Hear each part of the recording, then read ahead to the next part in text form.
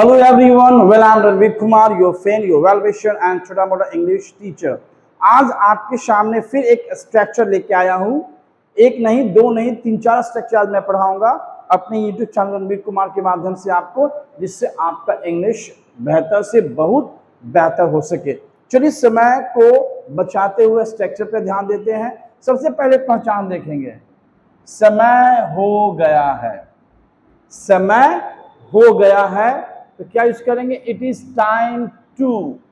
It is time to plus जो काम करना हो एक्शन वर्ब का पहला रूप लेंगे प्लस ऑब्जेक्ट लेंगे। प्लस क्या लेंगे? ऑब्जेक्ट लेंगे। अगर ऑब्जेक्ट की जरूरत पड़ेगी तो ऑब्जेक्ट लेंगे, अगर ऑब्जेक्ट की जरूरत नहीं पड़ेगी तो ऑब्जेक्ट नहीं लेंगे, है ना। समय हो गया है, ये आपका हिंदी का पहचान है। उसके लिए हम लोग क्या यूज करेंगे? It is time to. It is time to. चलिए कुछ एग्जाम्पल समझते हैं तो ज्यादा समझ में आएगा। जाने का समय हो गया है। देखिए हिंदी में पहचान लिए हैं, समय हो गया है। इट इज टाइम टू, समय हो गया है किस चीज का? जाने का। It is time to go.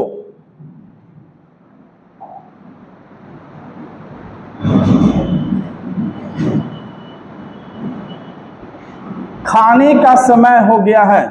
It is time to eat. It is time to eat. बोलने का समय हो गया है। It is time to speak. सुनने का समय हो गया है। It is time to listen, है ना। तो समय हो गया है, समय हो गया है, समय हो गया है ना। तो उसके लिए हम लोग क्या यूज करेंगे? It is time to. चलिए एक दो और एग्जांपल देखते हैं, है ना। घर जाने का समय हो गया है। घर जाने का समय हो गया है। It is time to go home. It is time to go home. तो जब भी हम लोग को हिंदी में बोलना है समय हो गया है, समय हो गया है, तो उसके बदले आप हमेशा फिक्स कर लेंगे, क्या लगाएंगे? It is time to.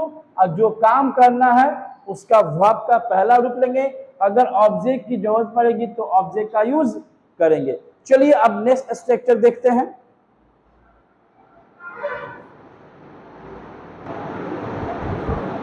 है ना। अब देखते हैं अगला सेंटेंस स्ट्रक्चर। सबसे पहले पहचान देखेंगे, क्या फायदा है? क्या फायदा है? उसके लिए हम लोग क्या यूज करेंगे? What is the use of. What is the use of, क्या यूज करेंगे? What is the use of. उसके बाद मेन वर्ब का चौथा रूप लेंगे जिसका अंतिम अक्षर क्या होता है? आईएनजी। अगर ऑब्जेक्ट का जरूरत पड़ेगा तो ऑब्जेक्ट लेंगे। लेकिन सबसे पहले पहचान पर ध्यान देना है कि जब हम हिंदी को इंग्लिश में करें तो अगर कौन सा हिंदी सेंटेंस आ जाए, क्या फायदा है, क्या फायदा है, तो उसके लिए हम क्या यूज करेंगे? What is the use of. What is the use of. चलिए अब कुछ एग्जांपल लेते हैं जिससे आपको समझने में क्या होगा? आसानी होगा। कहता है बोलने से क्या फायदा है? What is the use of speaking. What is the use of, तो क्या फायदा है के रूप में हमने इंग्लिश में क्या यूज किया? What is the use of speaking. वहां जाने से क्या फायदा है? What is the use of going there. What is the use of going there. रोने से क्या फायदा है? What is the use of crime. What is the use of crime. चलिए कुछ और एग्जांपल देखते हैं। हंसने से क्या फायदा है? What is the use of laughing. What is the use of laughing. TV देखने से क्या फायदा है? What is the use of watching TV, है ना। तो आज अभी आपने दो स्ट्रक्चर देखा है, एक और स्ट्रक्चर देखेंगे जिससे आपका इंग्लिश बहुत यूज होगा। और इस टाइप के स्ट्रक्चर आप अपने डेली लाइफ में क्या करते हैं? यूज करते हैं। चलिए आज का लास्ट स्ट्रक्चर देखते हैं,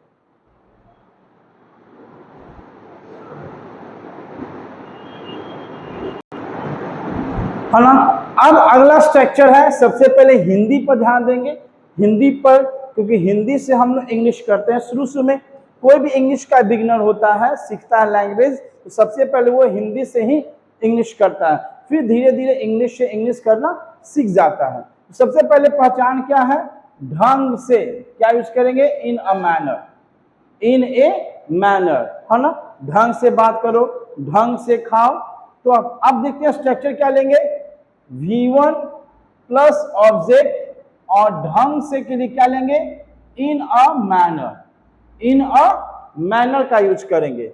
अब कुछ एग्जांपल देखते हैं। ढंग से खाओ, ईट इन a manner, eat in a manner. ढंग से बताओ, टेल इन अ मैनर।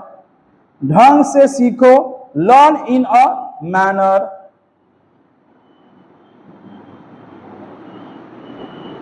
ढंग से समझा, समझो, ढंग से समझो, अंडरस्टैंड इन अ मैनर। ढंग से पढ़ो, रीड इन अ मैनर। तो आज मैंने आपको 3 स्ट्रक्चर पढ़ाया। तीनों स्ट्रक्चर को आप क्या करें, अपनी डेली लाइफ में यूज करें, जिससे आपका इंग्लिश क्या होगा, अच्छा होगा। फिर आपसे हम मिलेंगे अगले वीडियो में कुछ और एडवांस स्ट्रक्चर लेकर, जिससे आपका इंग्लिश क्या हो, अच्छा हो, बेहतर हो। और मैं एक छोटा मोटा इंग्लिश टीचर हूँ, हेल्प कर रहा हूँ, अपना ज्ञान थोड़ा मोड़ा जो मुझे नॉलेज है शेयर कर रहा हूँ। बस मैं यही चाहता हूँ जो नए यूजर हैं, मेरे चैनल को जरूर सब्सक्राइब करें और दोस्तों के भी जरूर शेयर करें। जय हिंद, जय भारत, जय श्री राम।